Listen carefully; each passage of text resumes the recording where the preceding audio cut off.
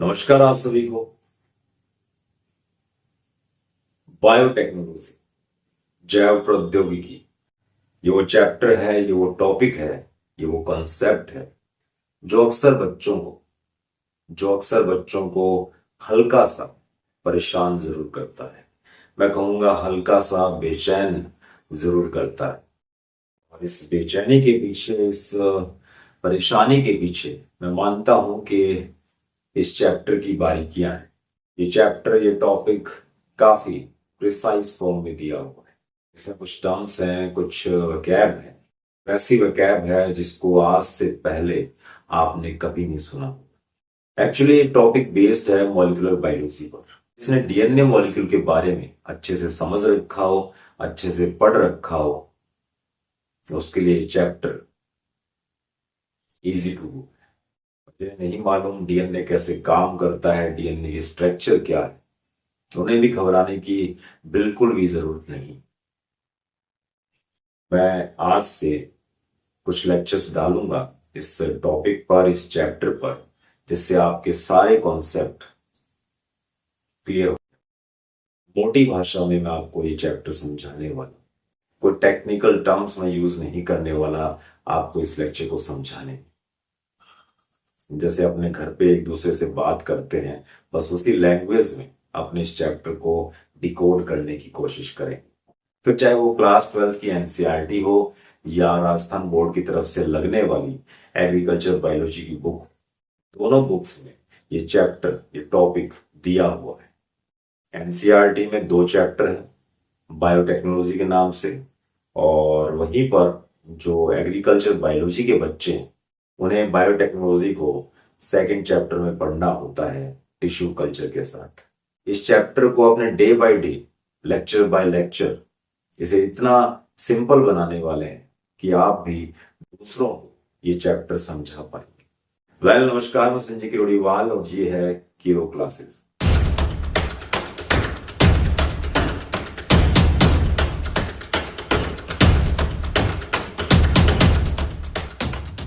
इस चैप्टर का सबसे पहला सवाल जो आपके दिमाग में कौंधना चाहिए, जो सबसे पहला सवाल आपके दिमाग में आना चाहिए, वो है बायोटेक्नोलॉजी चीज क्या है, जैव प्रौद्योगिकी चीज क्या है।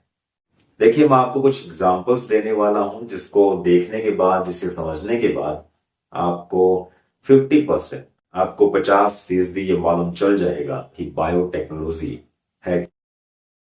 आपने डायबिटीज का नाम सुना होगा, शुगर जिसे आम भाषा में अपने बोल देते हैं। और इस डायबिटीज को काबू करने के लिए मार्केट में टीके अवेलेबल है, इंसुलिन के, इंसुलिन हार्मोन के। वो जो टीके बनाए गए उनके पीछे बायोटेक्नोलॉजी। फिर मैं आपको बताऊंगा वैक्सीन, चाहे वो पोलियो की वैक्सीन हो, चाहे फिर वो कोविड-19 की, जिसको हम सब ने फेस किया है मिलकर। ये जो वैक्सीन है, इसके पीछे बायोटेक्नोलॉजी। और एग्रीकल्चर वाले बच्चे इस बात से सरोकार कर पाएंगे कि जो नई नई वैरायटीज है क्रॉप्स की, चाहे इंप्रूव्ड वैरायटीज हैं, चाहे वो डिजीज रेजिस्टेंट वैरायटीज हैं, चाहे फिर वो इंसेक्ट रेजिस्टेंट वैरायटीज हैं, अच्छी पैदावार देने वाली जो वैरायटीज है, उन सब के पीछे प्लांट ब्रीडिंग के साथ साथ बायोटेक्नोलॉजी का हाथ है। ये जो एग्जांपल्स मैंने आपको बताए हैं, इसमें 2 चीजें, एक है लिविंग बीइंग और दूसरा है टेक्निक्स, साइंटिफिक मेथड्स। और जिंदा लोगों में कौन कौन आता है? अपने हैं, एनिमल्स, प्लांट्स हैं और माइक्रोब्स हैं। ये सब को रखा गया है लिविंग बीइंग। और ये लिविंग बीइंग क्यों है? क्योंकि हर एक की बॉडी में खुद का प्रोटीन बनता है। वो पुरानी बातें हैं कि हम लोग रेस्पिरेट करते हैं, ग्रो करते हैं, न्यूट्रिशन गेन कर रहे हैं, रिप्रोड्यूस करते हैं, छोटे जूनियर सेक्शन तक बातें चल जाती। अब आप बड़े हो चुके हैं, 12th क्लास में प्रमोट हो चुके हैं, आपको ये याद रखना है कि जो भी लिविंग बीइंग है वो अपनी बॉडी में खुद का प्रोटीन बना सकता है, और वही प्रोटीन अपने को निकालना है। और स्पेशली किससे? माइक्रोब्स से, क्योंकि माइक्रोब्स भी लिविंग बीइंग होते हैं। उनकी जो टाइनी स्ट्रक्चर्स है, माइक्रोबियल स्ट्रक्चर है, उनमें से प्रोटीन निकालना है। और उस प्रोटीन को निकालने के लिए, एक्सट्रैक्ट करने के लिए हमें कुछ टेक्निक की जरूरत पड़ती है, हमें कुछ साइंटिफिक मेथड की जरूरत पड़ती है, वेल इस्टेब्लिश्ड लैब की जरूरत पड़ती है। और इन्हीं दो टर्म्स को मिलाकर तैयार हुआ है bio technology. Bio coming from BIOS. Bio जो बना है वो बायोस से बना है, और बायोस का मतलब होता है लिविंग बींग। और लिविंग बींग में कौन कौन आता है वो मैंने अभी आपको बताया। और उसके बाद आता है टेक्नोलॉजी, टेक्निक्स, साइंटिफिक मेथड, और इनको मिलाकर बनता है बायोटेक्नोलॉजी। तो उम्मीद है कि 50%, 50% आपको मालूम चल गया होगा कि बायोटेक्नोलॉजी चीज क्या है और ये सब क्यों कर रहे हैं, क्यों निकाल रहे हैं लिविंग बींग से प्रोटीन कुछ स्पेशल टेक्निक्स की हेल्प से। क्योंकि इंसान मतलबी है और इंसान अपना भला करना चाहता है। ये सब कुछ अपने करते हैं ह्यूमन वेलफेयर के लिए। तो डेफिनेशन तैयार हो गई है बायोटेक्नोलॉजी की, और मैं नहीं कहता कि डेफिनेशन रट लो, बस इसे समझ लो, अपनी लैंग्वेज में बिठा लो, आपका मीनिंग सेम निकलना चाहिए। इसमें तीन चीजें हैं, लिविंग बीइंग, टेक्निक्स और ह्यूमन वेलफेयर। कुछ एग्जांपल्स दिए थे अभी थोड़ी देर पहले मैंने आपको, जिसमें से पहला एग्जांपल अपने उठाते हैं इंसुलिन का। इंडस्ट्रियल इंसुलिन मार्केट में अवेलेबल है। जिसको डायबिटीज है, जो शुगर का पेशेंट है, वो मार्केट से इन टीकों को लेकर आता है, इंजेक्ट करता है। बॉडी में जो इंसुलिन की फुलफिलमेंट है, पूर्ति है, वो हो जाती है। और आपको मालूम है कि इंसुलिन है वो ग्लूकोज का लेवल ब्लड के अंदर मेंटेन करके रखता है, रेगुलेट करके रखता है। जब अपनी बॉडी, अपना पैनक्रियाज इंसुलिन नहीं बना पाता प्रॉपर अमाउंट में, या बिल्कुल भी नहीं बना पाता, तो मार्केट से ये टीके लेकर आते हैं, इंजेक्ट करवा लेते हैं। ये बनते कैसे हैं? इसमें इकोलाई का यूज किया जाता है। इकोलाई की जो बैक्टीरियल सेल्स है, इकोलाई एक बैक्टीरिया है जो गंदे पानी में मिलता है हमें, उसको पकड़ते हैं, उसमें वो वाला जीन डाल देते हैं। घबराइएगा मत, ये जीन, डीएनए, क्रोमोसोम क्या है, इसको डिटेल से अपने पढ़ने वाले। फिलहाल याद रख लो, एक जीन है पैनक्रियाज के अंदर जो इंसुलिन बनाएगा। उस जीन को पकड़ना है, इधर से पकड़ रखा है उन्होंने इकोलाई को, वो गंदे वाला बैक्टीरिया, उसके अंदर इस जीन को डालना है। फिर इस इकोलाई बैक्टीरिया को अच्छा न्यूट्रिशन देना है कल्चर मीडियम के ऊपर। कल्चर मीडियम भी बताऊंगा आपको, फिलहाल इतना याद रख लो कि दाना पानी, न्यूट्रिशन बैक्टीरिया का, उस पर उसको ग्रो करवाना है, उसका नंबर बढ़ाना है। और जितना नंबर बढ़ेगा इकोलाई का, उन सब के अंदर, उन सब बैक्टीरियल सेल के अंदर, उन सब इकोलाई में उस इंसुलिन बनाने वाले जीन की बहुत सारी कॉपीज तैयार हो जाएंगी। इकोलाई की खास बात यह है कि वो हर 20 मिनट में अपने आप को डबल कर लेता है, डिवीजन कर लेता है।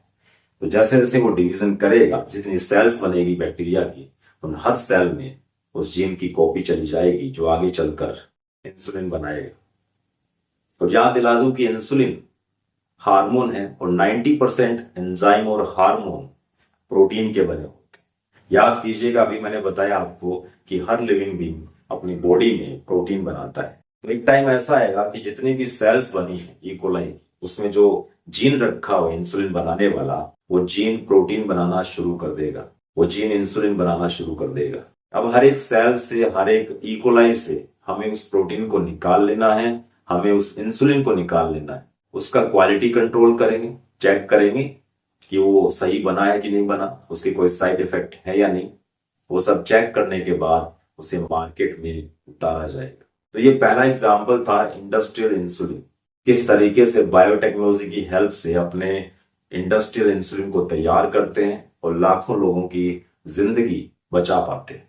और एक बात और बता दूं आपको कि बायोटेक्नोलॉजी से पहले इंसुलिन को तैयार करते थे सूअरों से, पिग्स से, और हजारों सूअरों को मारने के बाद हमें रत्ती भर इंसुलिन मिलता था, जो कि सफिशिएंट नहीं था और वो तरीका भी इफेक्टिव नहीं था।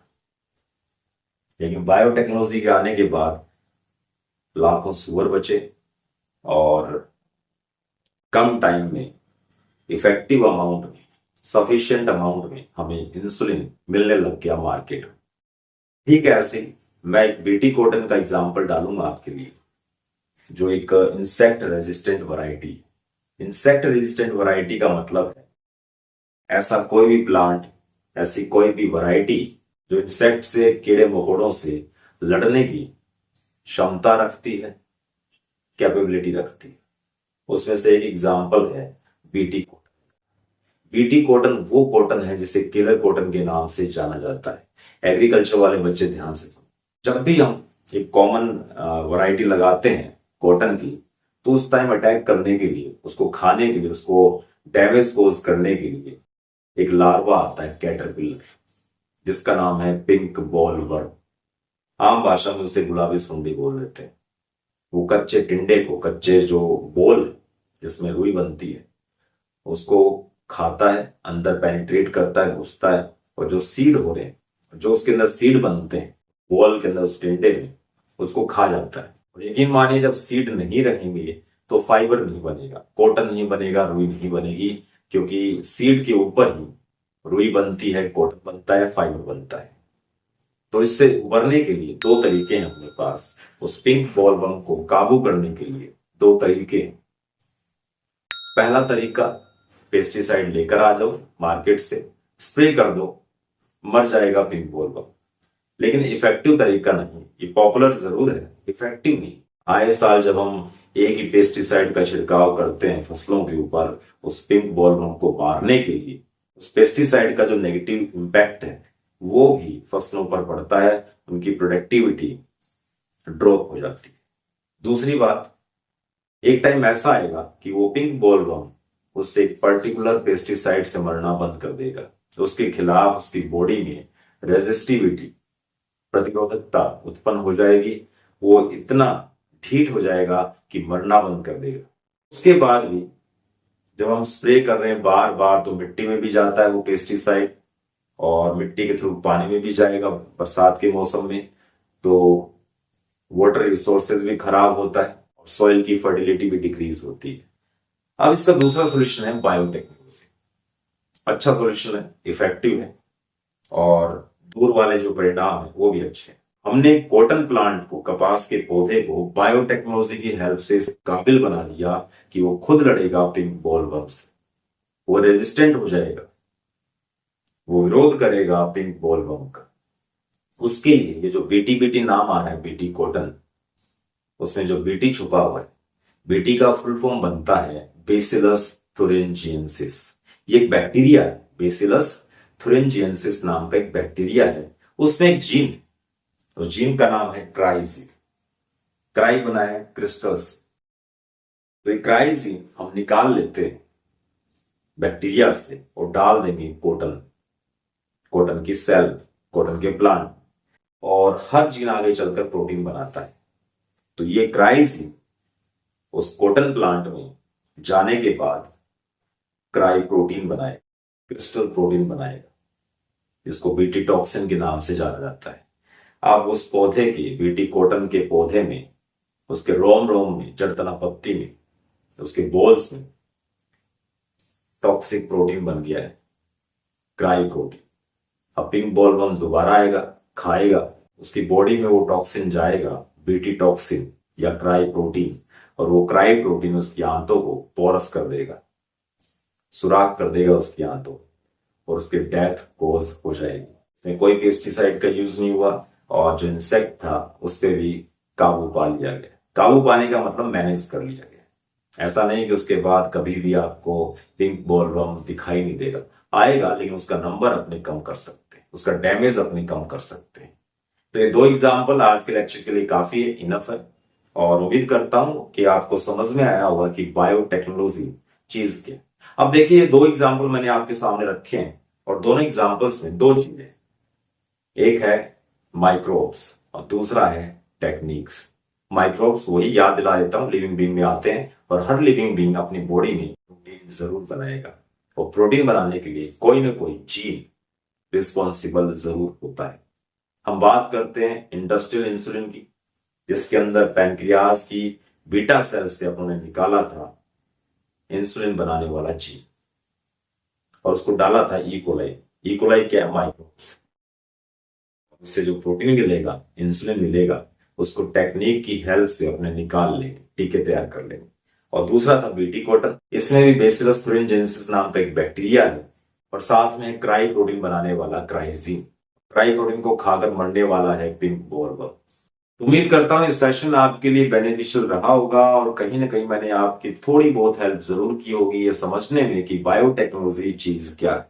और इसी को कंटिन्यू रखेंगे अगले लेक्चर तक। तब तक के लिए बने रहिए, टिके रहिए एंड इनहेल बायोलॉजी।